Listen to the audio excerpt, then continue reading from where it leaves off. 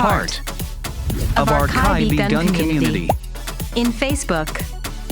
and enjoy the following special perks of being a Kaibi Gun community member. Join our exclusive product launch activity. Members can join exclusive events such as motor shows, gatherings, motor rides, etc. Express your opinion by feedback or comments, surveys, and poll questions. They can even send a private message if they have concerns or queries.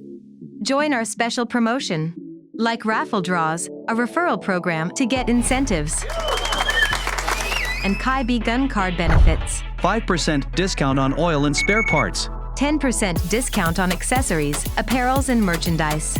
10% discount on labor charges. 1% discount on purchases of brand new motorcycle. What are you waiting for? Kaibi Gun. Be part of our Kaibi Gun community.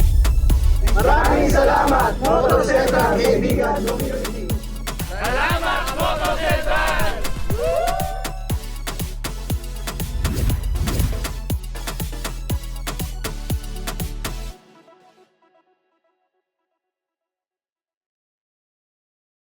Good day, another vlog na naman tayo mga kaibigan. So for today's vlog, ang pinakaabangan natin, Yamaha Sniper ABS. Nandito na sa ating harapan. Tara, i-check natin to.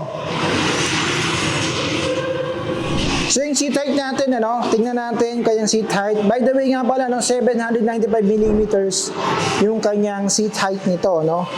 So ako'y 5'8". So yan, nakita nyo naman, nakabend pa yung ating tuhod. Flat-footed tayo. Kaliwat kanan na paa natin. Kaliwat kanan pala, yun pala. So yun, typical to, 5'2", 5'3", 5'4", goods na goods pa to. Na napaka-aggressive dahil sporty ang kanyang vibes ng Sniper 155R dito. So for reference lang naman natin, So ito na nga yung bago sa Sniper 155R ni Yamaha. Yung ABS na features ito. Pero may catch ito, single channel lang na ABS. Ibig sabihin nun, front lang yung kanyang ABS capability. While yung likod, naka-disc brake. Isa pa sa binago ng Yamaha dito, yung kanyang cowling dito sa harapan. Meron itong butas na sa mga korting M. I don't know kung may kinalaman sa aerodynamics, pero meron siyang butas dito sa part na to ng kanyang cowling fairing sa taas. At ang Sniper 155R ay equipped ng assist and clipper clutch. Ibig sabihin nito, iwas ungot kapag magda-downshift ka, smooth lang yung pag-downshift mo. So ang isang ito ay dual path caliper na yung kanyang braking system at napakalaki ng kanyang disc brake. Siyempre may ABS dito na mechanism and then naka-mags. At ang full tank nga pala nito ay 5.4 yung kanyang full tank, which is decent na yun pag sa mga long ride nyo. Pagkas ka na lang babalik, of course.